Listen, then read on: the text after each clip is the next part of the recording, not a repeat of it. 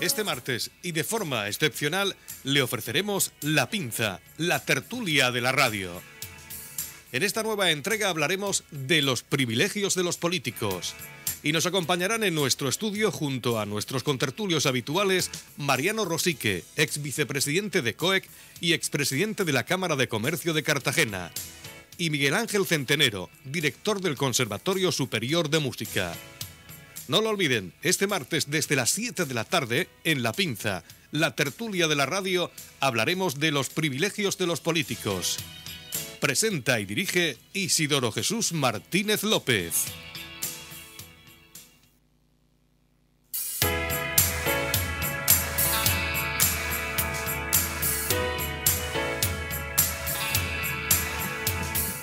Hola, muy buenas tardes, les habla, iba a decir como todos los miércoles, no, hoy es martes, Isidoro Jesús Martínez, y vamos a dar comienzo a una nueva entrega del programa semanal La Pinza.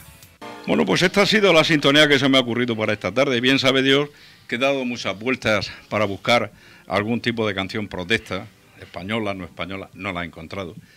Y al final, pues he elegido esta banda sonora de la película El Padrino, que dirigió Francis Ford Coppola, con música de Nino Rota, un italiano que nace en Milán en 1911 y fallece en Roma en 1979, cuando aún no había cumplido los 68 años, un gran músico que además compuso alguna que otra ópera a lo largo de su vida y más música también para películas, una película del año 1972. Y he elegido esta banda sonora, esta música, que aparte de ser muy bonita,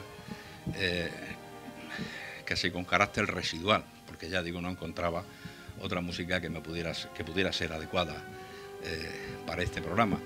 Ya sé que es muy identificativa con la mafia, pero es que desgraciadamente a nivel popular, cuando hablamos de la clase política o de los privilegios de la clase política, inmediatamente la asociamos con la corrupción y con otra serie de cuestiones que me imagino que a lo largo del debate de esta tarde irán saliendo. Por lo tanto, casi me atrevo a pedir disculpas por adelantado, pero es que no encontraba otra sintonía. Creo que desgraciadamente a nivel popular sí será coincidente con mi opinión, pero vamos a tratar a lo largo de la tarde de desvelar o de descubrir que esto no es exactamente así. Bien, pues para hablar de este tema, esta tarde nos acompaña Mariano Rosique, que ha sido presidente de la Cámara de Comercio de Cartagena. Don Mariano, muy buenas tardes. Muy buenas tardes. Y también otro ilustre personaje, igual que Mariano Rosique, Miguel Ángel Centenero Gallego, que ha sido, su profesión es la de músico, por decirlo de una manera definitoria, aunque es más cosas. Es licenciado también en biología, es catedrático de música, en la especialidad de pedagogía, si no recuerdo mal, y es en la actualidad director del Conservatorio Superior de Música de Murcia. Pero también muchos de ustedes lo recordarán porque ha sido director general de Cultura y, si no recuerdo mal, también director general de Atención a la Diversidad.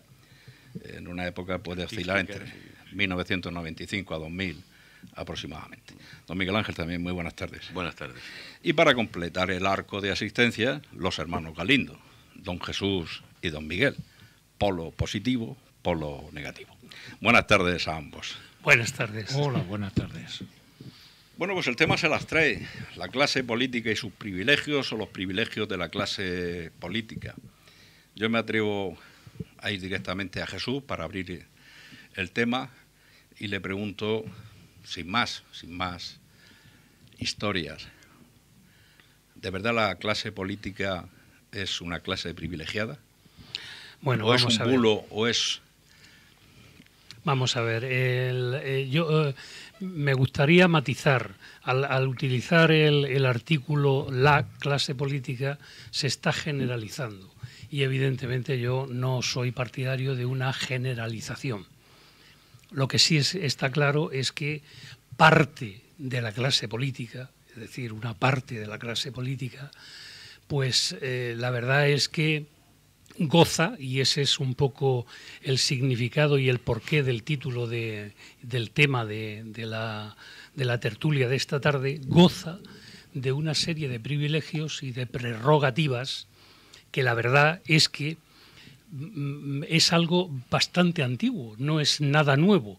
Vamos, yo diría que desde los albores de la democracia, del periodo democrático que se inició con la Constitución de 1978, es así, con algunas correcciones en este sentido, pero es así. Lo que ocurre es que hemos tenido una crisis brutal que ha afectado a la sociedad en general y sobre todo a las clases medias y bajas, por supuesto, y es cuando se ha demostrado, se ha quizá visto de una manera mucho más escabrosa ese contraste entre una sociedad que tiene que ganarse, como digo yo, el pan con el sudor de la frente todos los días, y esa otra clase que realmente goza de una serie de privilegios que son en algunos casos verdaderamente, a la hora de contrastarlos, son como mínimo sorprendentes. Vamos a dejarlo de momento ahí. Goza de privilegios. Don Mariano Rosique. Nos vamos a tutear, aunque yo diga sí, perfecto. El don de vez en cuando, pero Mariano, tu opinión al respecto, para hacer boca.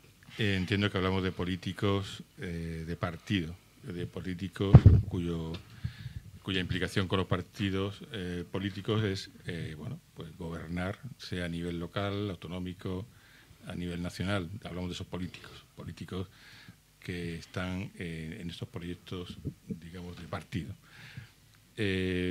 España, los políticos españoles, en relación con los políticos de la Unión Europea, no tienen grandes diferencias, en mi opinión, con las retribuciones, tanto de diputados como de alcaldes, como senadores o concejales. Incluso diría que hay una gran parte de estos políticos en pueblos pequeñitos donde ni siquiera llegan a percibir ninguna retribución.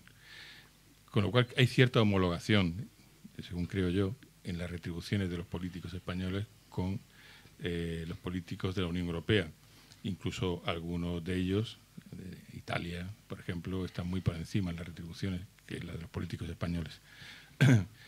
Sin embargo, creo que hay una peculiaridad en alguna parte, en alguna clase de los políticos españoles, donde se producen ciertos privilegios que sí marcan una diferencia.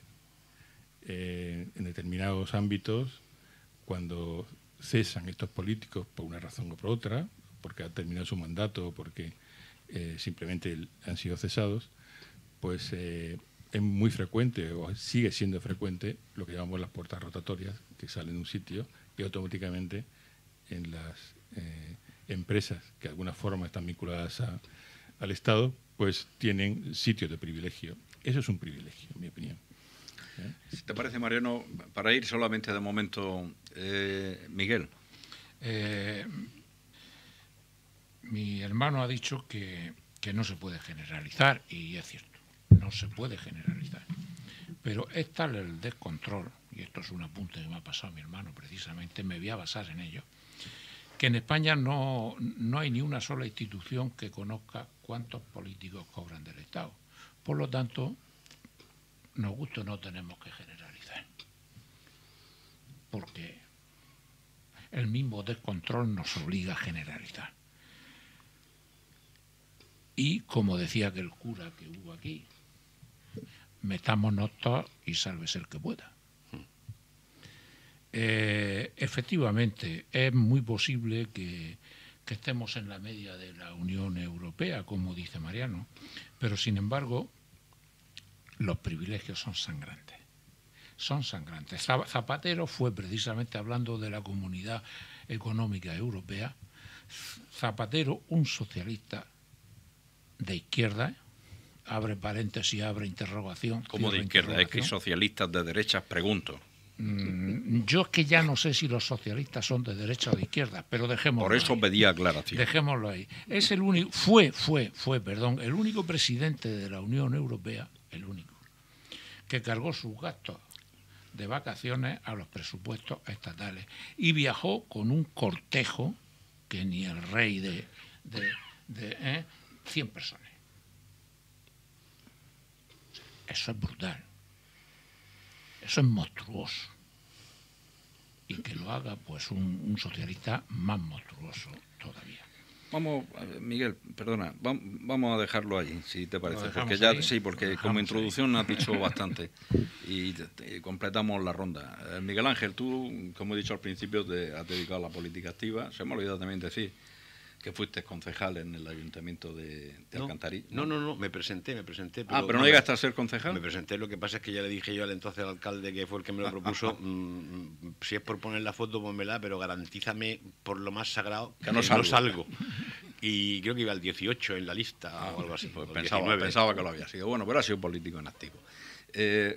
¿Nos completas esta ronda con tu opinión inicial? Hombre, yo estoy de acuerdo con prácticamente todo lo que se ha dicho, y aunque esto sea una forma un poco tonta de romper no de romper, sino de matar la discusión. Pero lo cierto es que efectivamente no toda la... Claro, en España, por ejemplo, hay... Pues no sé cuántos ayuntamientos hay, pero un disparate. 8.000 y pico. 8.000 y pico, bien. Pues de esos 8.000 y pico hay un porcentaje altísimo de pequeñas localidades que tienen apenas 1.000 habitantes. Aquí nosotros lo que pasa es que estamos muy acostumbrados... Hay menos de 100, incluso un habitante. Claro. Entonces aquí estamos acostumbrados a que los ayuntamientos son grandes y tal, pero te vas a Castilla y tal y te encuentras, pues claro, que en una provincia como Burgos haya... Cuando Murcia tiene 45 municipios, que en una provincia como Burgos haya 100 y pico, 200, es un disparate. No, ya Alicante mismo, que el limítrofe a nosotros tiene 100 y pico. Bien. Entonces, hay muchos pueblos que son muy pequeños en los que el político pues es el que tiene las ganas y el que se pone a intentar solucionar de la mejor manera posible. Entonces, lo que sí es verdad es que hay una parte comparativamente pequeña, pero muy visible de los políticos que indudablemente gozan de ciertas posibilidades que la gente normal no tiene y que no gozan de esas posibilidades por su propia formación o por sus propias capacidades. Yo entiendo el privilegio no como una cosa que se tiene porque uno se la gana, sino porque uno lo tiene algo que se tiene pues, sin ganárselo. Y no es una cuestión solo de sueldos, es decir, los sueldos, yo estoy razonablemente de acuerdo con lo que ha dicho Mariano en el sentido de que pueden ser más o menos iguales, pero que el presidente del gobierno gane 68.000 euros me parece una risa, vamos, eso es de broma. Y claro, lo que pasa es que estamos acostumbrados a que siempre hay cosas aparte del sueldo, ¿no? Por ejemplo, es un privilegio lo de las puertas rotatorias que ha dicho Mariano. Es un privilegio el que, por ejemplo, para detener a un diputado en cualquier circunstancia, no para detenerlo, porque salvo en caso de flagrante delito. La cosa es que esto se aplique o no se aplique, pero eso es por lo menos aforamientos. Pero el hecho de los aforamientos, hombre, la inmunidad parlamentaria se concibió en principio como un, entre comillas, privilegio para defender al parlamentario de las manifestaciones que hacía que no lo pudieran empitonar por eso. Pero un matiz, en aquellos temas que son susceptibles del desempeño de su función. Claro, pero, aquí en España pero no un es parlamentario así. No puede injuriarme a mí públicamente y que para que lo puedan empitonar pueda alcanzar la acción de la justicia. Insultarme no me refiero a una cuestión de opinión más o menos liviana que puede ser más o menos discutible. Insultarme. O sea, que se acuerde de mi familia de forma explícita. No voy a decirlo aquí de manera clara. No puede hacer eso y que para poder empitonarlo tengan que ir a un suplicatorio. Es decir, eso es un privilegio, porque yo injurio a una persona en la plaza pública y a mí me ponen una denuncia y va el tío y van a pedirme cuenta automáticamente, ¿no? Entonces, eso es un privilegio. Es otro privilegio las puertas rotatorias, es otro privilegio el acceso a cierto tipo de gabelas que no se merecen por el esfuerzo, por la valía personal. Entonces, sí que es verdad que en España esas cosas se dan. Con el consuelo de mal de muchos, consuelo de tontos, a mí no me vale de consuelo el que eso pueda pasar en países como Italia, los típicos países del sur. No, pero ojo, no solo en Italia, en Francia pasa y en Alemania pasa. O sea, no vayamos a pensar que es que nosotros somos la escoria del mundo y que el resto del mundo son todo almas angelicales que bajan del cielo y me dan agua bendita. No es verdad. Pero claro, eso a mí no me consuela porque me gustaría que la sociedad nuestra funcionase en condiciones. Y lo cierto y verdad es que el mejor privilegio que tienen los políticos ahora mismo es que son demasiados. Son demasiados políticos. La cifra, creo recordar que está en España en 412.000 políticos, los que están contabilizados. Bueno, como decía mi hermano, probablemente no sepamos nunca ni la cantidad exacta que es, pero bueno, aproximadamente, mientras que Alemania, con una población mucho mayor que la nuestra. El doble de la española, aproximadamente. Efectivamente. El doble. La mitad. No digo, Alemania tiene el doble de población que la española. Bueno, pues, Alemania son 85 millones de habitantes, más o menos. 284.000 funcionarios. Alemania. Políticos. Políticos. 414.000 en España. Es decir, ese es otro tema. Pero, Jesús, vamos a ver, y continuamos. Vosotros interrumpiros cuando queráis, sin ningún tipo de problema. La animadversión, que no es nada nueva, que a nivel social existe contra la clase política en España, ¿está justificada? Yo, como he dicho anteriormente y me reitero, está justificado por la época en la que hemos pasado. Porque cuando... O sea, ¿tú crees que antes no existía animadversión antes de la crisis? No existía. ¿Por qué? Porque todo el mundo estaba muy bien. Y cuando tú estás bien y no tienes problemas, normalmente ese tipo de cuestiones no te calan. El problema está en que cuando tú ya estás mal, efectivamente te va goteando ese tipo de información y al final te cabreas. Cuando te dicen, oiga, mire, usted es que tiene que trabajar 35 años para cobrar la pensión mínima que le va a quedar al final. Y un señor diputado con 7 años cobra la totalidad, sin ningún problema. Simplemente con 7 años. El máximo de la pensión, con 7 años. No, pues eso cambió en 2012. Ya, pero... en 2012 no, en el 14 creo, me parece, ¿no? El 12. En el 12. No, en todo caso, con independencia del año, lo cierto es que estáis hablando de un año relativamente reciente. Sí. Y digamos, la inversión o la falta de, digamos, el cabreo social viene arrastrado de antes. Eso no surge de un día para otro. Claro, y luego lo de las puertas rotatorias equivale también a la superposición de salarios. Es decir, un ministro deja de ser ministro y esto es actual, durante 2 años cobra el salario el 70% y lo compatibiliza con ser diputado. Pero más allá del, no de la anécdota, que lo que está diciendo Jesús de anecdótico tiene poco, sino de esas concreciones, y por ir un poco más a lo, si queréis, filosófico, sociológico, ¿por qué históricamente el político está tan mal visto en España? Bueno, porque el político es una figura muy peculiar, entiendo yo. Es decir, alguien que tiene una responsabilidad tan importante en muchos casos, al que no se le exige que aporte nada, en cuanto a formación me refiero, en cuanto a experiencia, eso es muy singular. Perdona, te recibo que según la ley del gobierno en España, pregunto, ¿para ser presidente del gobierno no se exija titulación alguna? No se exige en ningún país de la Unión Europea. Ya, pero yo digo lo que sí dice Miguel Ángel, a mí lo que otro corre a mí no me cansa. Claro, pero que esto no deja de ser una singularidad. Sí. Y ocurre en muchos casos que los políticos actuales y en los últimos años, pues posiblemente tienen un nivel, no ya solamente en formación, sino en vocación. La política debe ser una vocación, no una profesión. Esa es una opinión personal. Debe ser una vocación. Uno debe pasar por la política, no dedicarse de por vida a la política. Y si es así, si es una vocación de servicio, evidentemente deja de hacer otras cosas. En algunos casos será así, en otros no estaba haciendo nada y vuelve a no hacer nada. Pero quiero pensar que en la mayoría de los casos deja de hacer cosas que pueden ser productivas en su vida y que eso debe tener pues una contraprestación, que no son privilegios. Entiendo yo que no son privilegios. Pero se ha producido una situación, estoy de acuerdo con Jesús, a propósito de la crisis, donde, bueno, todas las miradas se han girado a la clase política y han dicho, vamos a ver, con la que nos está cayendo en este país, estos señores que tienen una serie, ahí sí se referían a los privilegios económicos de toda clase, de dietas, viajes. Sí, viajes en business. Y eso, y no han hecho un solo gesto que nos diga a nosotros que lo estamos pasando tan mal, vamos a hacer algún tipo de recorte en esto, porque no hay que olvidar, cuando yo decía lo de las puertas rotatorias, no me refiero solamente a los casos en que sale un secretario de Estado, un ministro, y pasa a ser consejero delegado de Telefónica. No me refiero a eso. Me refiero a cosas muchísimo más a nivel inferior. Uno sale de un carguito de un municipio, una comunidad autónoma, y pasa a ser asesor. Y ahí conecto con lo que dice Miguel, falta de transparencia. No hay un registro en este país que nos diga si son 400.000 o son 220.000. Como tampoco hay un registro que nos diga cuántos asesores hay de libre designación. Me he quedado fuera de mi carguito, pero me dicen, ven para acá que vas a ser asesor de tal. Y me ponen un sueldo incluso por encima de lo que tiene un director general. No, pero el número de políticos sí puede saberse y el número de personal políticos electos sí.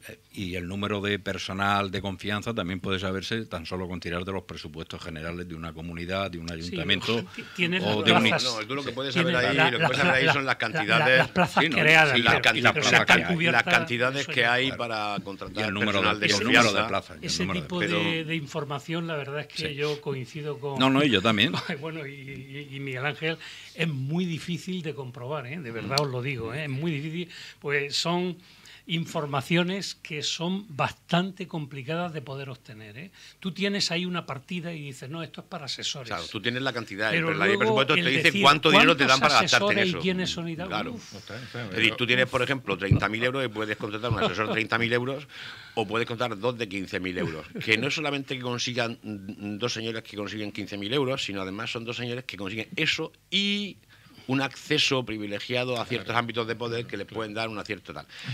Entre otras cosas. Yo, lo que tú has dicho antes, efectivamente, en todas partes cuecen habas. En Europa también. Pero aquí es que las habas son muy gordas. En Europa se crían muy chicas, porque todos hemos leído de ese político o ese ministro que ha copiado una tesis, ha copiado una simple tesis. Y ha tenido que presentar. Le han obligado. No, perdón. Ignoro si lo obligaron. Era ministro de Economía, además. Le han obligado ignoro si lo obligaron. Cuando se descubrió el potaje, él sencillamente dimitió. Y era nada menos que el ministro de Economía por una tesis de hacía 20 años. Eso lo que pasa es que se llama vergüenza torera. Pero perdona, también se ha leído un político, un alto político en Inglaterra, creo que en esta ocasión, en Gran Bretaña, una multa de tráfico gorda por eso grave, también, exactamente igual.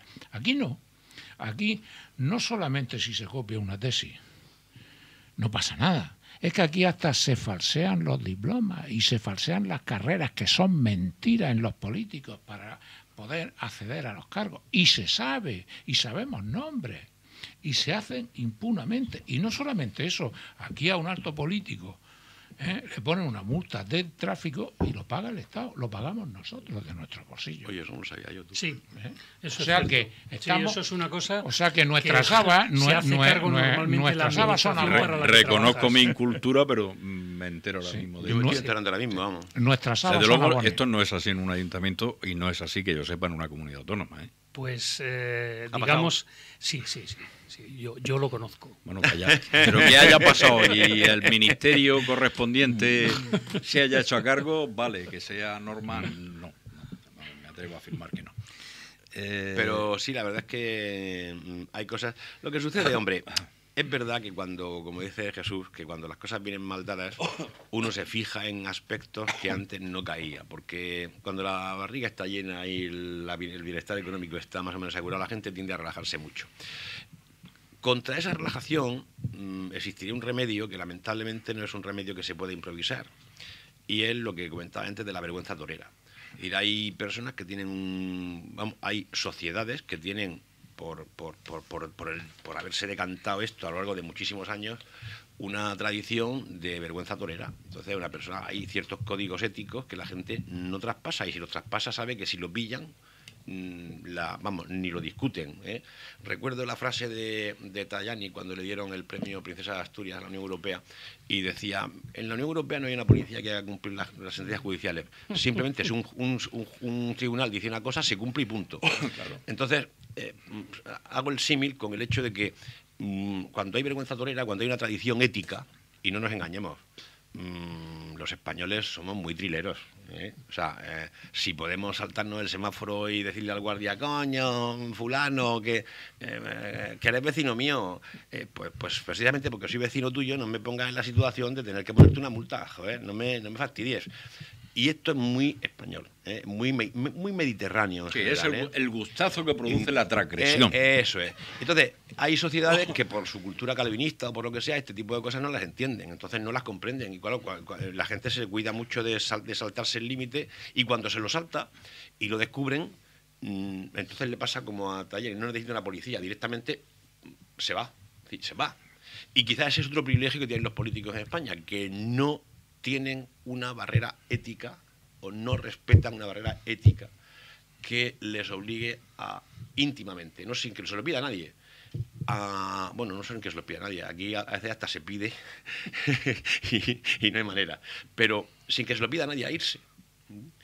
Y ojo que yo soy también de la opinión de que lamentablemente el mundillo de la política, que es muy cabrón, mucho, se utilizan todas las armas para tumbar al primero que pasa por ahí, que te interesa tumbar, aunque sea con una falsedad, o aunque sea con una presunción muy vaga de algo. Y claro, evidentemente el leñazo mediático lo recibes, y que te pase después como aquel famoso presidente de Castilla y León del PSOE, sí, cuya dimisión dio paso a andar en Castilla y León, que al cabo de 4 o 5 años, después de haber dimitido, porque por aquel entonces todavía había esa vergüenza torera que digo, y después los cabos de los 3 o 4 años resulta que el tribunal lo declara inocente. Pero claro, y la política juega esas pasadas también. Pero indudablemente cuando hay una cuestión que es flagrante, evidente, clara, pues coño, no tenemos digamos, el armazón, la estructura ética para decir, no señor, yo la he hecho y además no debiera de haberla hecho, pero encima que más que me han pillado, pues me voy, ya está, punto, se acabó, no me resisto ni me pongo a panza arriba. Otro privilegio de los políticos. A un currito a pie lo pillan en su empresa haciendo una faena y directamente lo despiden. Es que como no tiene que dimitir, lo echan a la calle. Y además cuando va a magistratura le dice el tío de la toca, no, mire usted ha hecho aquí una faena y bien despedido está usted. Entonces, ese es otro privilegio de los políticos, no los podemos despedir.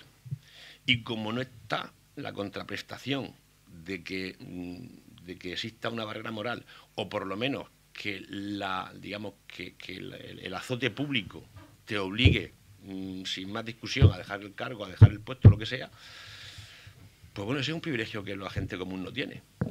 Esta barrera moral de la que, te lo voy a preguntar a ti, Mariano, esta barrera moral de la que habla Miguel Ángel puede empezar a tener significado como consecuencia de las últimas leyes que, en esto, valga la redundancia, en los últimos años han ido saliendo, como puede ser, aunque parezca lejano, la ley de sostenibilidad, la ley de transparencia, etcétera, etcétera.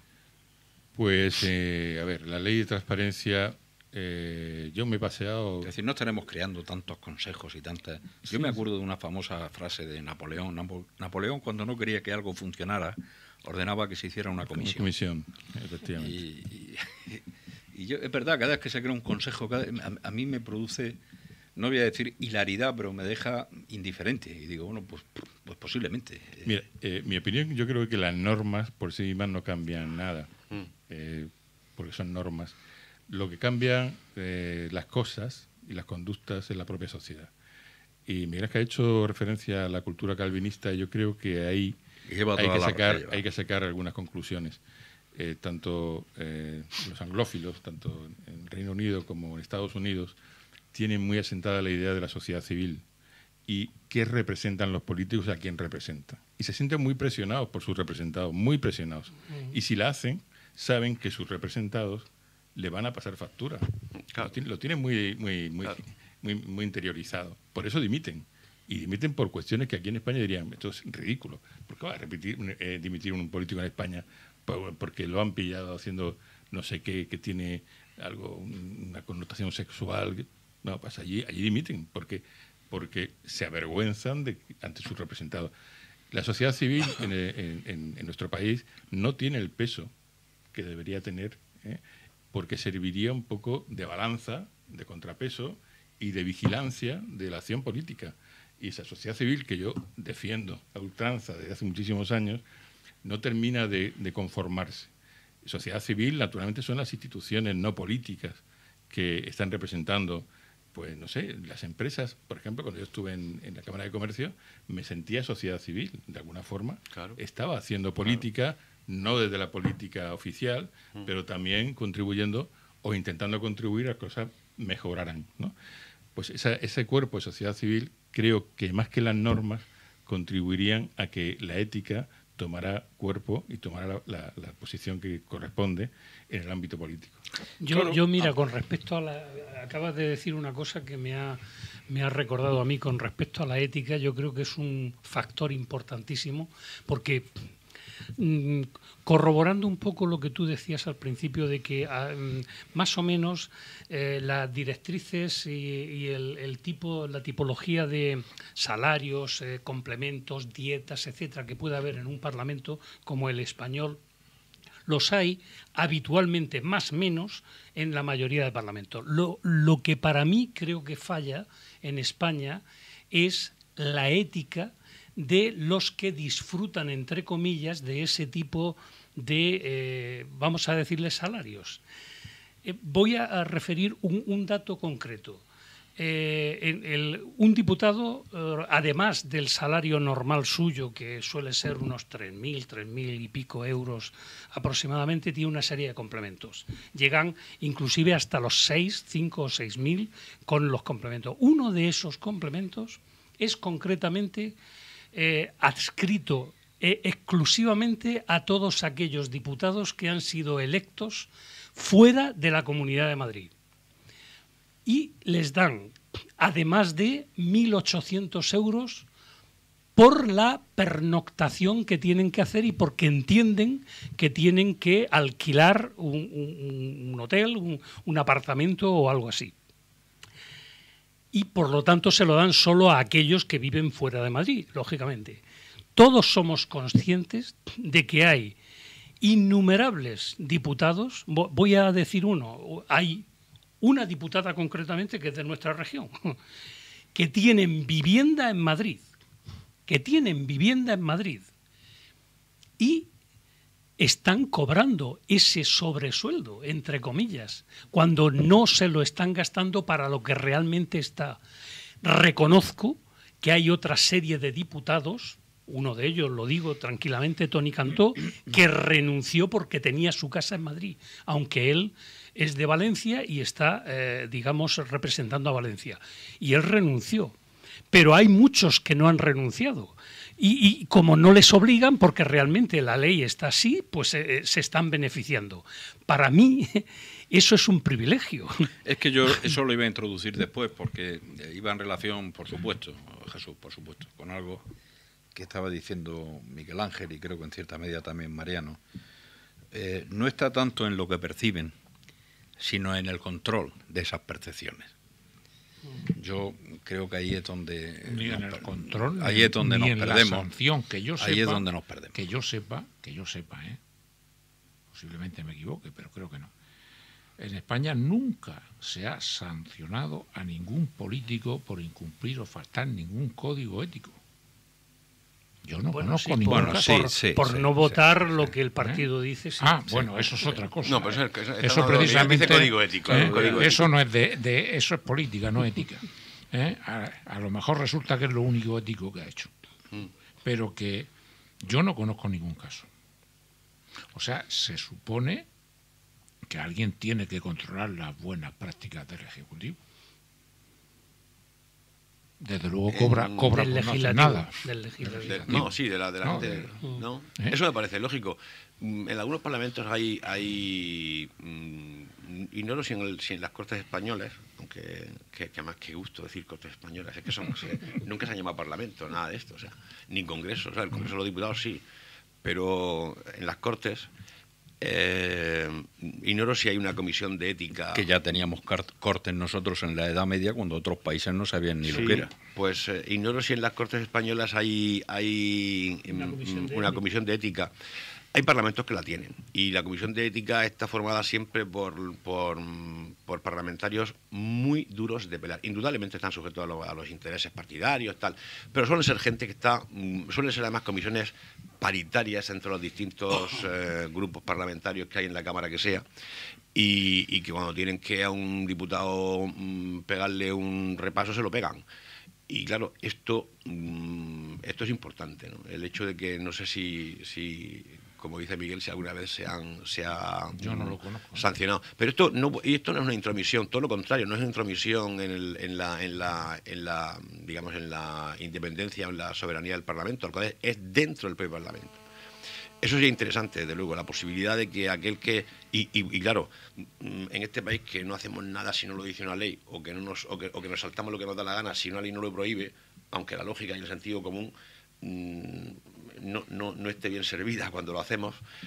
Pero claro, a lo mejor no hay más remedio que recurrir a decir, bueno, pues estas pequeñas agujeros, estas pequeñas lagunas que hay en las leyes, por ejemplo, esto de cobrar una cuota o una dieta de residencia para residencia cuando no se está utilizando, pues a lo mejor hay que incorporar a la ley, que son lagunas que hay en la ley, pues habrá que rellenar esas lagunas. Pues el caso de Tony Cantó, lo ideal sería que todos los que estuviesen en esa situación fuesen igual. Hicieran lo mismo. Pero si no lo hay, pues habrá que una ley que ponga, decimos, y usted, si realmente no tiene usted residencia, en cuanto tenga usted una residencia, un piso, bueno, supongo que si dices que si tiene usted un lugar de vivienda suyo en Madrid, no le pagamos me da igual que sea usted diputado por Madrid, por Valencia o por Las Palmas de Gran Canaria. Claro que también existe la trampa. Sí, la tengo, pero la tengo alquilada. Bueno, pues entonces pues que venga el de Hacienda y revise si la declaración de renta, el tío, o sea, bueno, si liquida el IVA del alquiler y después en la declaración de renta declara eso. Pero que ciertamente son eso, no tanto privilegios, porque es lógico que un tío que no vive en Madrid, si tiene que trabajar en Madrid a la fuerza, oye, pues que tenga su compensación por eso para poder alquilarse un piso. Pero la cuestión no es tanto que eso sea un privilegio, o como por ejemplo el transporte. O sea, los diputados tienen la posibilidad de viajar sin pagar ellos, lo pagan las Cortes, el billete, ¿no? Pues claro, evidentemente eso no es un privilegio, es que tú tienes que ir y venir, eso es normal. Lo que sucede es que la gente usa mal eso. Lo que no puede ser, y no voy a desvelar nada, pero sí voy a decir el caso, es que unos senadores de forma más o menos habitual utilicen el AVE Madrid-Sevilla para ir a comer, yéndose a Málaga y volver justo al mediodía y comer en el AVE, con lo cual no les cuesta nada. Eso lo conozco yo. Bueno, pero esa era la pillería de la que hablaba en términos genéricos al principio Miguel Ángel, que es tan ínsita en la mentalidad española, que viene de... Y no solo española, ¿eh? Bueno, bien, pero... Los franceses también funcionan ahí bien, y no digamos los italianos, que son pillos por naturaleza. Pero a Rinconetti y Cortadillo lo inventamos nosotros. Eso es verdad también, eso es verdad. Tenemos que hacer una brevísima pausa. Estaremos aquí en un minuto y medio como mucho. Bien, pues aquí estamos de vuelta. Mi amigo Teo ha tenido a bien devolver la sintonía nuevamente del Padrino, cosa que no estaba prevista. Bueno, yo comprendo que después de, y no quiero hacer ni siquiera un resumen, del agitadísimo siglo XIX español y de la mayor parte del siglo XX español, la sociedad civil, como decía Mariano, no esté especialmente predispuesta a querer a la clase política, sobre todo a una determinada clase política, sobre todo a esa clase política dominada durante la mayor parte del siglo XIX y el siglo XX por el caciquismo, que nos llevaría a un estudio importante de la cuestión. Pero me atrevo a preguntarle, por la confianza que tengo con él, a Miguel Ángel Centenero, el que ha estado en la política activa, y sé que es ponerlo en un compromiso, pero también sé que me va a contestar. Tú que has conocido la clase política, tú que has estado en ella, y has tenido ocasión de tratar pues con los más altos dignatarios, desde presidentes de la comunidad autónoma a otros directores generales, a consejeros, secretarios generales, etcétera, etcétera. ¿De verdad que merece la clase política española el rechazo por parte de la sociedad civil que en estos momentos tiene? ¿O que ha tenido? Para empezar, yo dejé la clase política, como tú dices. Yo estuve 2 legislaturas, y la segunda porque Fernando de la Sierra me dijo, joder, Miguel, ahora que viene la transferencia educativa, porque recuerdo que la legislatura primera en la que yo estuve fue cuando acabó en el 99, que fue cuando llegó la transferencia educativa, y a él lo nombraron consejero de educación y vino una mortedad Pues para que os hagáis una idea, entonces la comunidad autónoma tenía 7.000 funcionarios y venían 21.000 de educación. Y estuve de legislatura y después me fui. Es decir, que quiere decirse que esto hace el año 2000... Bueno, estuve unos mesecitos más cuando Juan Ramón Medina, yo me fui de la clase política, como tú dices, en enero de 2004. Y hace ya 13 años. Y yo he perdido mucho contacto con esta gente. Yo no recuerdo allí particularmente nada. Yo no recuerdo nada de particular que fuera realmente censurable. O sea, así, todas esas corruptelas, todo eso de lo que se habla, tú lo has vivido, quiero decir. Para empezar, mi contacto mi contacto era sobre todo a mi nivel.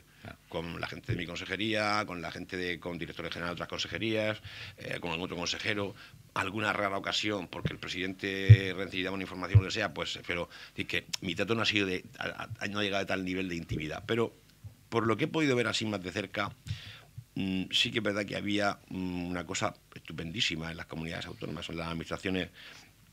Teníamos a Juan Antonio, que era el interventor de la consejería, que ese tío, ponía el culo contra la pared y cuando decía no, era no. Y como si él no firmaba, esa factura no se pagaba, pues ya se podía poner la gente haciendo el pino. Si él no firmaba, esa factura no se pagaba. Una cosa que yo veo, por ejemplo, y me parece mal, ha sido que en ciertos municipios, por ejemplo, en ciertas instituciones, quien tiene que llevar el control de la legalidad sea nombrado por la propia institución. Me parece mal.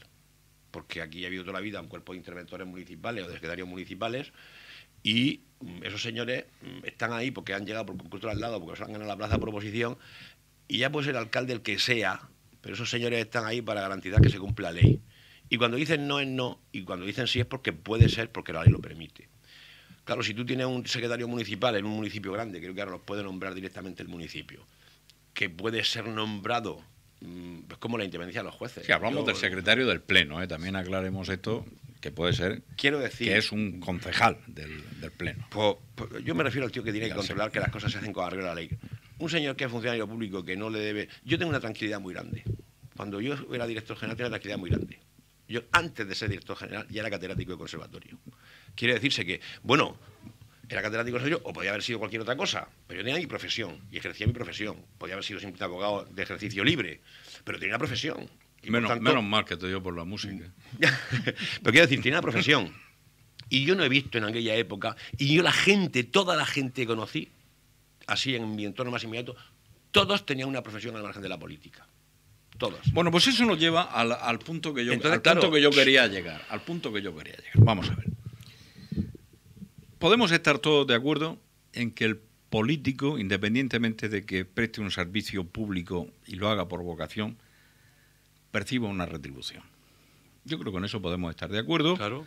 Porque, hombre, yo que estoy tan cerca durante tantos años de alcalde y concejales, yo sé el esfuerzo que generalmente tienen que realizar y que no tienen horas del día, y de que cualquier vecino, sobre todo en los municipios pequeños como el nuestro, todavía... Que vas por la calle y tú no trabajas de 8 a 3. Si tú vas por la calle a las 7 de la tarde y te abordan los vecinos y tienes que responder. Si tienes que ir a tu casa a las 10 de la noche y tocar en la puerta, van porque te conocen, sabes quién eres, y además el político normalmente, que yo sepa, los atiende.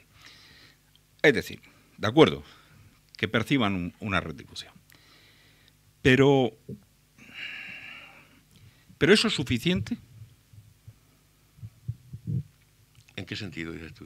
Vamos a ver. Eso es suficiente en el sentido... Vamos a ver. Voy a ser muy claro.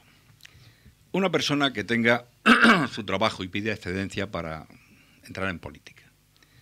Una persona que sea abogada y que deje el cargo para entrar en política. Sí. Que sea médico y etcétera, etcétera. O que sea un trabajador de una empresa que pueda pedir la excedencia, o que sea funcionario y pide la excedencia.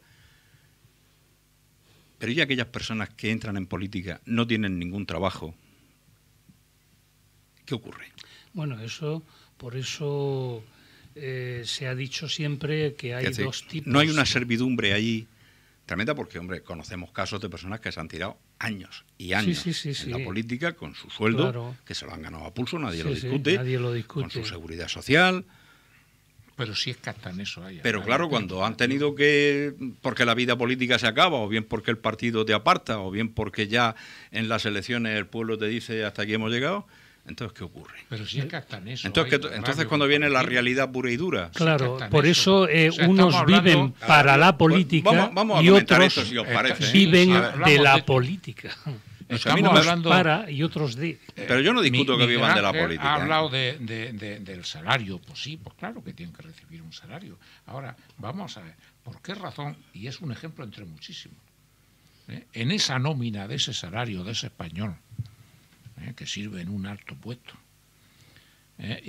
y Mariano de esto sabe mucho, Por eso lo hemos traído. le quitan un 4,5% de retención en la nómina, y a cualquier hijo de vecino del resto de los españoles le quitan un 15%. Es que hasta en eso.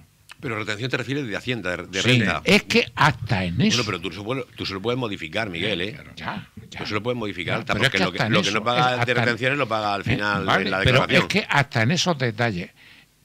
Y si queréis, podemos entrar en un capítulo que no hemos entrado, sería nuevo en esta plaza. A ver. Nepotismo. Uy, Ah, espera. No, hombre, no digo que no. Ahora hablamos. Mariano, yo te veía que me escuchabas con atención cuando yo decía esta reflexión, Sí, eso que tal vez sea muy inocente por mi parte, No, pero no, es muy no. real, ¿no? Es real. Yo la he No sé conocido. si inocente, pero es real. Hablamos de privilegios de los políticos. Uno de los No, pero esto no es un privilegio, quiero decir, Pero es uno una de- realidad. Uno de los privilegios que sí, que también entiendo que tienen los políticos, es que pueden tener una entrada a la acción política remunerada, sin tener ningún mérito ni profesional ni académico, y como no tienen limitación por norma de mandato, pueden estar toda la vida, 16 años, 20 años, sin haber aportado ningún mérito y sin haber aportado nada, solamente su candidatura se ha postulado. No, pero escúchame, Mariano, y perdona que te interrumpa, que no me gusta interrumpir. Pueden haber hecho a lo largo de esos años, 20, 25, 30, una aportación social y política de incalculable valor. Pero el problema es que eso tiene fin. Y cuando tiene fin, si no tiene a dónde marcharse profesionalmente hablando, que es lo que yo estoy diciendo, entonces, ¿qué ocurre? Depende de qué ámbito empleemos. Es decir, Lo mismo da una no, dirección general que una no, concejalía. bueno, que una- A ver tu línea por dónde va. A ver Depende tu de línea. qué ámbito hablemos. Si eso le pasa... Hombre, un secretario de Estado normalmente algo ha aportado antes de entrar a ser secretario de Estado, ¿no? Pero si es por ejemplo, que son Miguel Ángel, director general, lo normal es que también tenga una aportación previa, una cualificación y una experiencia, lo normal. Pero bueno, que si ocurre en determinados niveles, el partido, y esto sí creo que es una práctica muy común, los partidos tienen entre sus objetivos, esa es una opinión personal, proteger a los suyos durante y después. Y después se acabó tu actuación en la política, vamos a intentar... ¿Tú crees que el partido protege después a la persona que deja la Hombre, sí, Depende sí, de sí, a quién. sí. Ah, bueno. Depende de Y eso ya, Claro, y eso claro. Depende ya de cómo. entramos Claro. en un terreno. Otro ámbito, pero es decir, se acabó, pues en muchos casos se acabó y se acabó. Y en otros muchos, pues no se acabó porque vamos ahora por otra vía y vamos a ver... Claro, tampoco tiene la obligación de proteger a la persona que ha estado en política unos años y se marcha. No, pero no, sí. tampoco, que se marcha porque Pero se sí, yo marcha. creo que sí. Mariano creo que está diciendo que eso sucede, no que le suceda a todos los políticos, sino que hay una parte importante de políticos que han Sí. ocupado ciertos puestos más o menos importantes o sensibles o lo que sea. Y me parece que va por ahí, ¿no? Sí, Sí, efectivamente. Hay una parte de... No, pero de- vamos a dejarlo. Vamos a No, dejarlo- bueno, estaba terminando. Es decir, que en los casos en los que se ha estado en política y no se tenía previamente una ocupación o una profesión a la que uno vuelve después, con más o menos fortuna, porque a lo mejor le ha perjudicado los años que está en política, pero puede ocurrir que antes no había nada y que después, ¿a qué se enfrenta? Pues se enfrenta a que, bueno, pues que como todo hijo de vecino, ha pasado por la política y tendrá que buscar trabajo. Pero eso nos tiene que dar pena o preocupar. Ha sido una decisión personal y la que tomó aquella persona de entrar en política y con el peligro y con el riesgo de que cuando terminara esa etapa se encontrará con que tiene que buscarse lo que sea. Y eso es así. Pero yo insisto en lo de la protección de los partidos, por lo menos lo que pasa en España. Los partidos tienden a proteger, y no hablo solamente de los partidos, hablo del Partido Popular o del PSOE y de los partidos, de lo que ha sido el bipartidismo en este país. Tienen a proteger. Claro, si vamos a un pueblo de 5.000 habitantes y un concejal que ha dejado de ser concejal, pues bueno, no es el caso, ¿eh? Pero por eso decía que es importante hablar de qué nivel estamos hablando, ¿eh? De quién deja de ser qué, ¿eh? Porque en algunos casos al partido interesará recolocarlo, hacerlo asesor, mandarlo a tal empresa que está coparticipada, ¿eh? Y protegerlo. Pero estaremos de acuerdo que esos son los menos, el número menor de casos. Sí, pero es porque no hay fundaciones para llevarlos a todos. Vale, muy bien. Vale. Bueno, pues yo lo voy a decir todavía más claro, porque veo que no tenéis ganas de engancharos demasiado. A ver, suelta. Una persona que entre en política, esté un número determinado de años, con su sueldo, con sus garantías, y sepa que no tiene a dónde marcharse cuando deje de estar en política. No es el caso del que es un catedrático, del que es un médico, etcétera, etcétera, o del que tiene su propio trabajo. ¿Esa persona, incluso en el interior de su partido, es una persona libre? No, pierde mucho de su libertad personal, porque depende del partido para que le coloquen en otro sitio, y entonces en ese momento está totalmente subrogado a otra serie de decisiones que son las que tienen que asegurarle su futuro. Luego esa persona no es libre. Esa es mi idea. ¿Vosotros estaríais de acuerdo en que para participar en la política activa, me refiero, ocupando un cargo político, hubiera que tener garantizado un trabajo? No necesariamente. Vamos a ver. Lo que pasa es que a mí, por ejemplo, lo que me gusta, que me gusta es el modelo anglosajón o el modelo norteamericano. Es decir, allí, en estos países, normalmente uno entra en política y sabe lo que hay. Y cuando sale de la política, lo primero es que la mayoría de los que entran tienen su vida resuelta. Normalmente, con lo cual no dependen de nadie, ni dependen del partido ni nada. Entonces, cuando salen, evidentemente ellos tienen su vida resuelta y tienen sus negocios y sus ocupaciones, pero sin necesidad de que el partido los tutele. Eso es lo normal. Aquí en España no es así. Os aprieto más. ¿Pudiera ser el partido político como instrumento de participación según la Constitución, viviendo una época o una etapa de decadencia? Yo creo que no.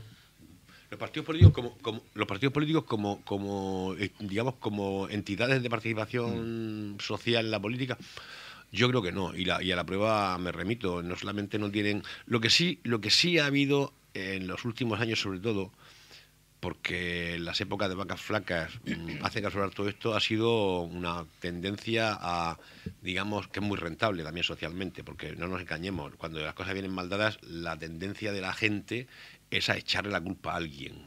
Esto a nivel social y a nivel individual también pasa, también es muy normal, esto es muy explicable, por decirlo así, que uno busca, es decir, te encuentras endeudado hasta las cejas con una hipoteca que no puedes pagar. Yo entiendo que es una situación lamentable y que no se debiera producir. Lo que no puedo entender es que una persona que gana, por ejemplo, 1.200 euros al mes se meta en un préstamo hipotecario de 200.000 euros para comprarse una casa. Porque a mí mi padre me enseñó de chico que yo, hasta que no tuviese el 80%, dijo, tú si quieres comprarte un piso, cómpratelo, pero primero tírate 4 o 5 años ahorrando a ver si puedes tú pagar eso y puedes digamos, prescindir todos los meses de una cantidad que te me acuerdo de una anécdota que tú me contaste hace ya muchos años. La voy a contar porque no creo que te moleste que la cuente. Me contaba, por esto mismo que estás diciendo ahora mismo, sí, que te contaba tu padre, que tú, para no tener problemas, de cara a los impuestos, a tus impuestos, tenías una cuenta aparte, sí, para que el dinero, claro, de los impuestos estuviera en una cuenta, claro, aparte, para que nunca pudiera decir, no me he dado cuenta y me lo he gastado. Yo sé lo que puedo, yo sé lo que pago todos los años. Yo sé lo que pago, claro, si me acuerdo perfectamente. Yo sé lo que pago, porque lo sigo haciendo, Yo sé lo que pago. Entonces, más o menos todos los años es por el estilo. ¿Sí? Sí, Pues pero yo por si como, acaso. como yo sé, yo tengo dos opciones. Una, decirle a la consejería que me paga la nómina, oye, súbeme en las retenciones todos los meses. Otra, decir, bueno, no se lo digo a la consejería, pero todos los meses yo cojo y separo de mi dinero, Y hago de lo una que hucha. gano, y hago una pequeña hucha. Entonces, si me pilla el toro al final, no es que los de Hacienda son unos cabrones, no. Es que te ha pillado el toro. Es que me ha pillado el toro porque yo no he sido previsor. Pero siempre son los de Hacienda los cabrones. Es decir, yo no soy... Bueno, ni y he el sido- agente que te pone la multa y, Claro, y entonces, el inspector la que va a tendencia, la tendencia es a eso. Y entonces, y eso es una cosa que tiene mucho que ver con lo que acaba de decir Mariana hace un rato, de la endeblez, de la poca consistencia de la sociedad civil. Correcto. Porque, oye, si hay orden civil potente y yo meto la pata, es mi culpa, la mía. Que sí que es verdad que las circunstancias sean las que sean, pero es mi culpa. Entonces, claro, en situaciones en las que, como decía al principio Jesús, la economía va muy mal y hay problemas graves y tal, entonces la gente tiende a buscar una cabeza de turco, un chivo expiatorio. Y esto en España sucede mucho. No digo yo que esos chivos expiatorios no se merezcan que les corten el cuello a algunos de ellos, que también, metafóricamente hablando. Pero claro, que al final lo que buscamos es alguien que justifique por qué estamos así cuando a lo mejor una parte de la culpa es nuestra. Claro. Entonces, los políticos, como son los que gestionan la cosa pública, son fantásticos para pegarles palos cuando se lo merecen y cuando no. O sea que ahí entra todo en el mismo saco. Entonces, claro, lo que tú decías antes, ¿tú crees que un trabajo... Hombre, yo soy partidario de que hay que tener un trabajo antes de la política. A eso me refería. Antes claro, de la política. Claro. Antes. No para después. Porque hay Para gente... después estaban los casos Claro. de los que hablaba Mariano. Claro. Claro que eso sí que es un privilegio. Claro. Por no decir una poca vergüenza. Es que hay que ser... O sea, a mí lo que me parece de loco es que un tío empiece en la juventud de un partido con 16, 17, 18 años y se dedique a eso. Venga, ya no me fastidies. Es decir, dedícate a sacarte tu estudio, a aprender una profesión, a buscarte un trabajo, y tú la política también. Pero no te dediques, no enfiles ya tus pasos con 18 o 19 años al mundo de la política, porque eso, como decías tú muy bien al principio, es una cuestión de vocación de Correcto. servicio. No puede ser un sitio para mamar del bote durante un montón de años, porque después te cambia el partido político que gobierna, o sencillamente entra un secretario general de tu partido o un presidente de tu partido que no es afecto a lo que tú, a tu onda, te pega una pata en el culo y te vas a la calle. Y entonces tú piensas que fíjate lo que me han hecho, ¿no? Yo voy a seguir haciendo un poco de abogado del diablo y me vaya a perdonar. Mariano, y te lo voy a preguntar directamente y después, si queréis. Y perdonar mi inocencia. Pero las listas abiertas podrían ser una solución. En mi opinión, sí. Por lo menos en los municipios. Porque ese es otro de los privilegios, efectivamente. Es decir, cuando yo no necesito que me voten a mí con nombre y apellidos, es decir, mi mérito frente a mis futuros representados no se van a tener que poner encima de la mesa, simplemente voy a tener que ir en una lista que sí o sí, si sale, voy a estar, si estoy en un número más o menos aceptable, pues eso es un privilegio, porque si fuera si me tuvieran que elegir de forma nominal, pues a lo mejor sí van a tener en cuenta una serie de cosas: quién soy, de dónde vengo, cuál es mi mérito profesional y personal y de formación, y puede ser que no salga, ¿no? Claro que sería. En mi opinión, eso es algo que habría que reformar. Yo lo que pasa es que ese precisamente enlaza con la dependencia político-partido. Por eso yo preguntaba antes. Con la si el dependencia instrumento del partido político-partido, político. porque claro, como bien dice Mariano, Claro. si no te coloca el partido, tú no eres nadie. Es decir, tú te debes. La lista al tú Senado, te debes. Las listas al Senado Son abiertas, pero sabemos que lleva el respaldo y la claro, gente sigue buscando, seguimos buscando al partido. Claro, porque no tenemos conciencia en España de votar a lista abierta, y ya se han preocupado los partidos de que se haga un sistema para que ya las cruces vengan hechas y que tú, fulano, le pongas aquí el escudito del tal que vas a votar a este, etcétera, etcétera.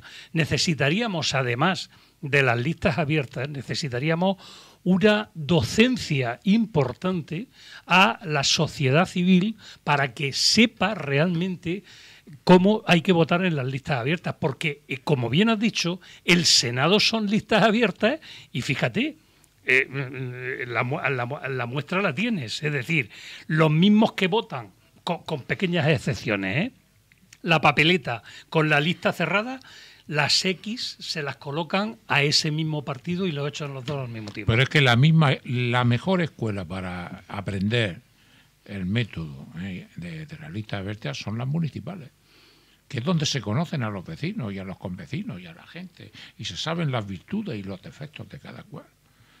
Ahí es donde se podría empezar a funcionar. Pero a la partitocracia que tenemos no le interesa de ninguna de las maneras. Yo creo que no los ayuntamientos. Yo creo que las listas abiertas tienen que estar abiertas. Los alemanes las tienen abiertas del todo. Es decir, mejor dicho, tienen dos votaciones. Tú votas por una parte lista y por otra parte candidatos. Y el caso hasta qué punto los candidatos son importantes es que hay candidatos que arrastran su lista.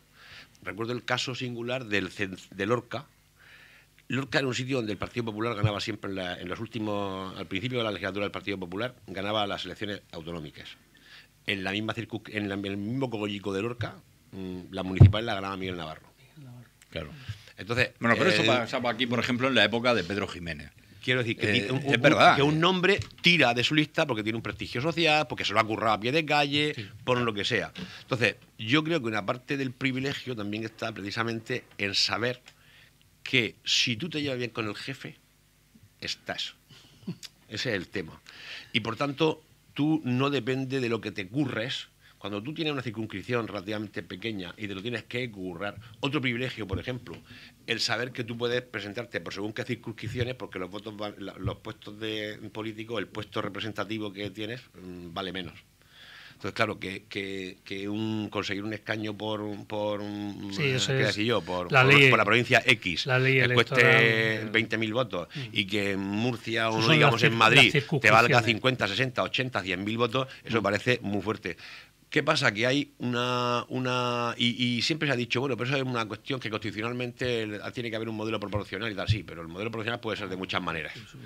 Y eso no significa que las listas tengan que ser cerradas, claro, ni mucho menos. Tú puedes tener diputados flotantes. Ahí se podría cambiar la Constitución, fíjate, en el tema de que pueda haber una composición flotante del Congreso de los Diputados para que diera pie a que puede suceder, que ha pasado, que en Alemania pasa, que el partido más votado, que hay un diputado de un partido que es el que más votos saca en la votación nominal, cuando en esa misma circunscripción el partido más votado es otro distinto. Entonces hay un sistema de compensaciones que te permite al tío más votado, le permite ir a la Cámara de Representantes entonces ese tipo de cosas son triquiñuelas que son privilegios porque los políticos todos dieron con el puntito y nunca se ha puesto en cuestión eso.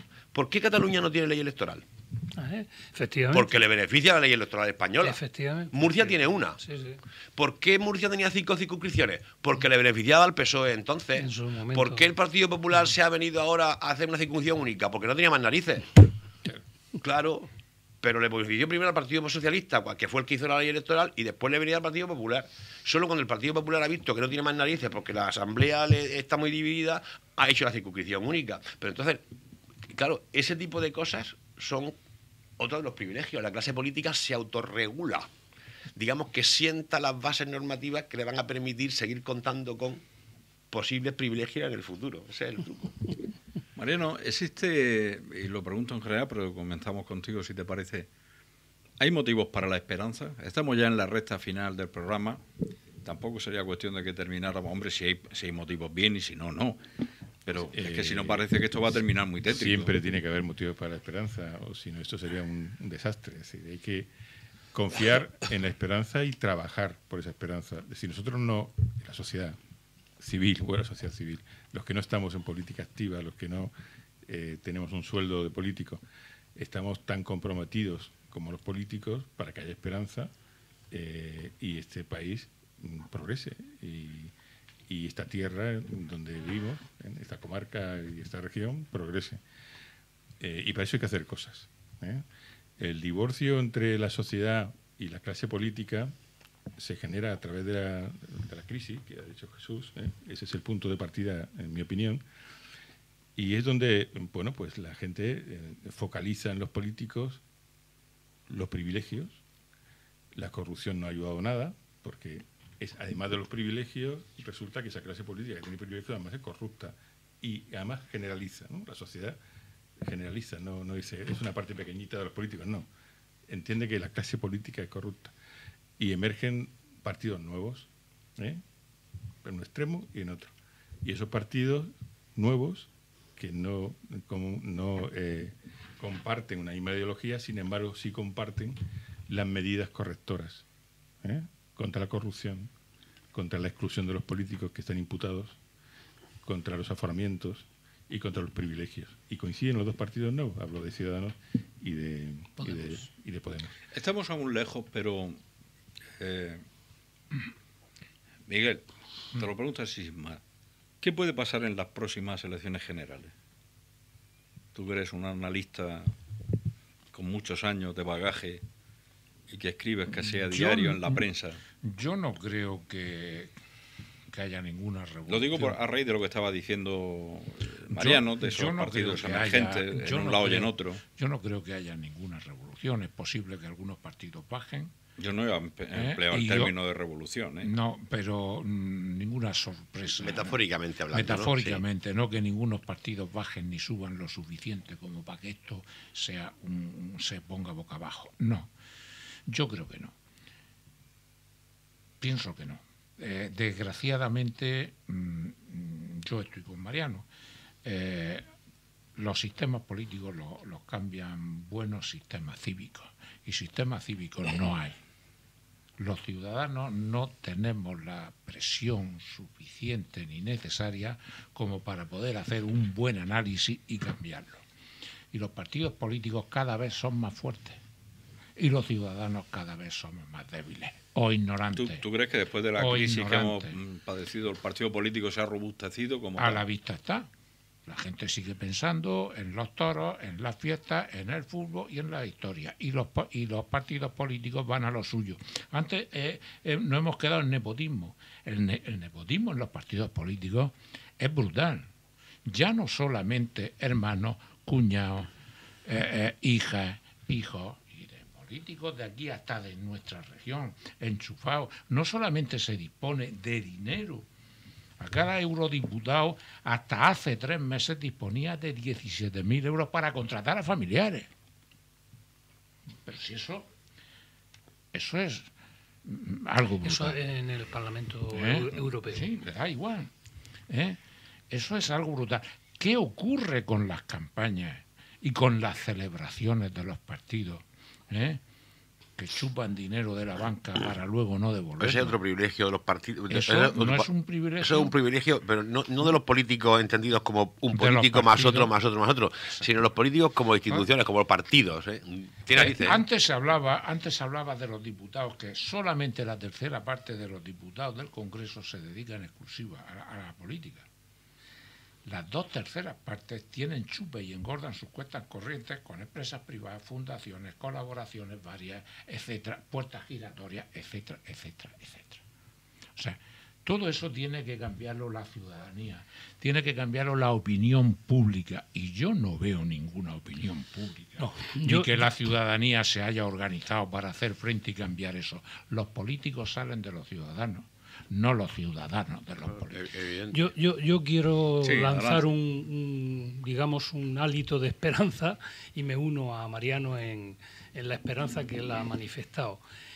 Miguel lleva razón en general en ese análisis que ha hecho, pero yo también quiero ver la parte a la que se ha referido Mariano, y es que desde el 15M, la famosa, revolución del 15M en España, que nacieron, de ahí nació Podemos y nacieron los partidos emergentes, hay una parte de la población española, la ciudadanía en definitiva, cada una inserta evidentemente en una zona del espectro político, que está por el cambio, está claro. Lo que ocurre es que, sinceramente, quiero confiar en que poco a poco, eso vaya calando y se vayan configurando, unas mayorías que por la parte de Ciudadanos yo sí que veo una cierta regeneración. En la parte de Podemos también, en cuanto a que están en contra, como bien ha dicho Mariano, de la corrupción, de las puertas giratorias, de los privilegios de la clase política, etcétera, etcétera. Pero, sin embargo, el esquema de partido y de partitocracia en Podemos es más fuerte que en Ciudadanos. Es decir, practican una dictadura muy férrea, de izquierda, pero dictadura dentro de lo que es el partido, y el pensamiento único, vamos, si no lo logran, lo van a lograr, porque realmente están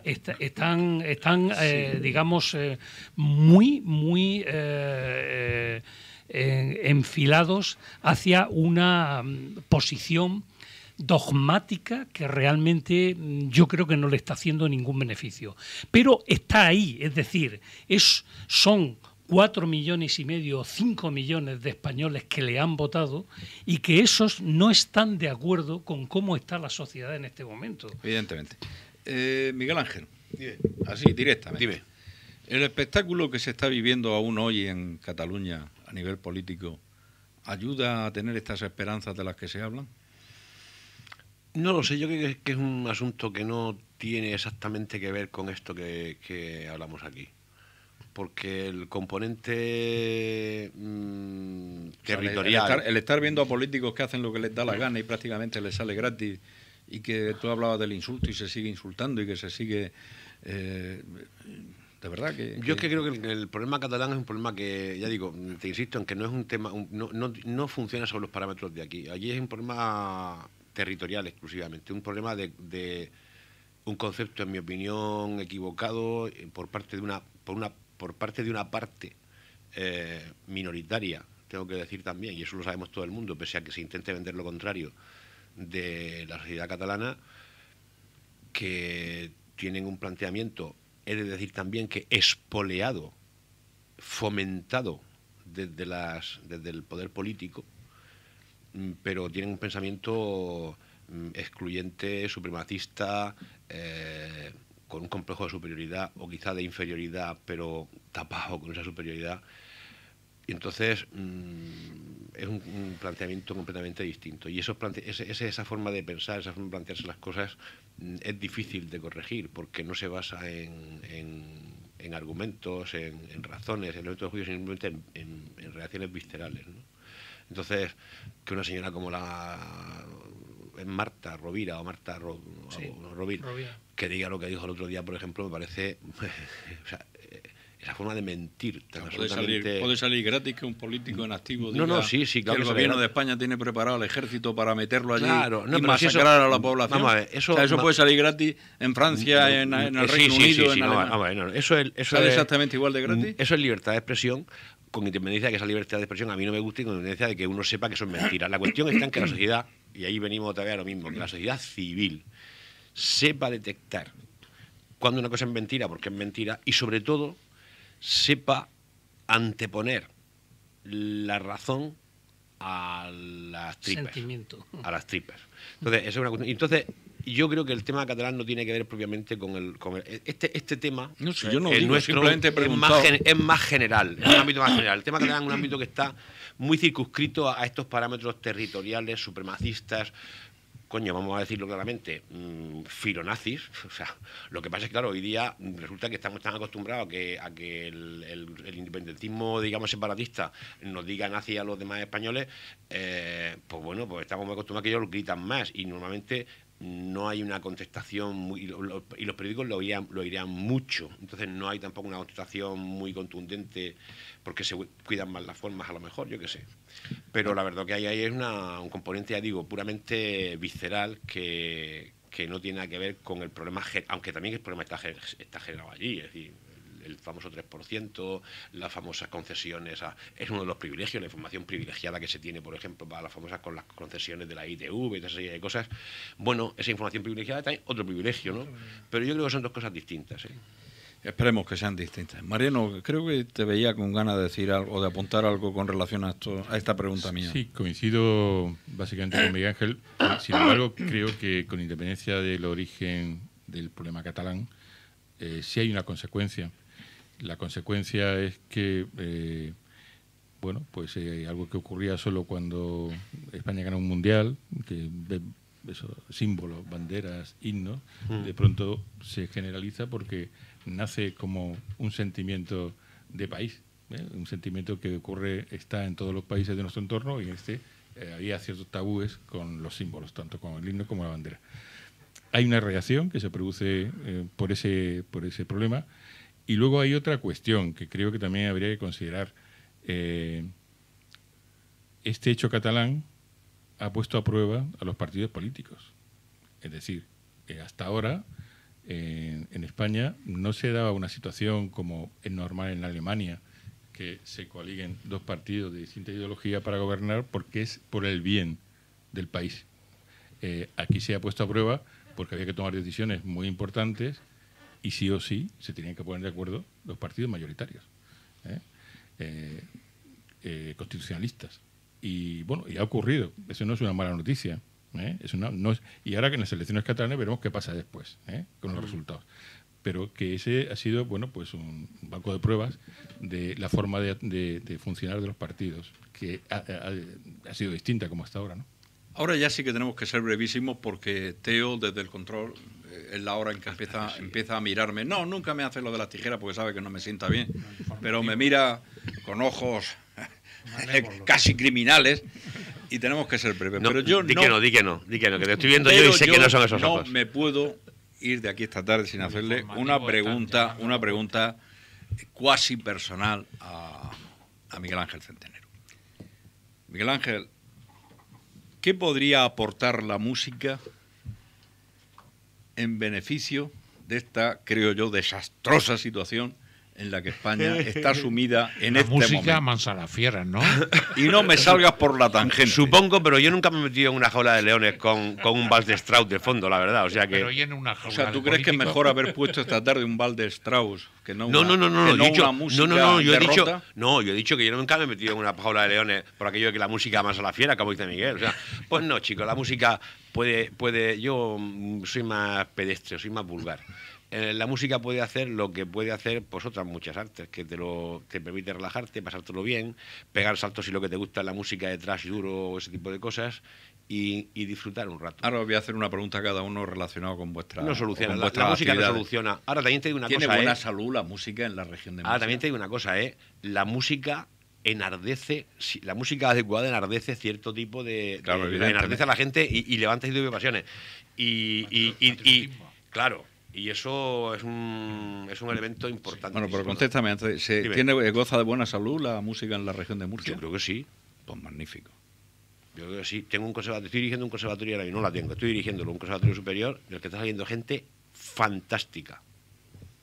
Entre otros, vamos, cuando salen por ahí en los programas Erasmus a Europa, ¿verdad? Y demás, y vuelven con una notaza. Allí no los conoce nadie, ni en Viena, ni en Varsovia. Por cierto, el percusionista del Rey León de Ámsterdam se fue desde aquí a Rotterdam a hacer un máster, y haciendo el máster se presentó a un casting para el Rey León.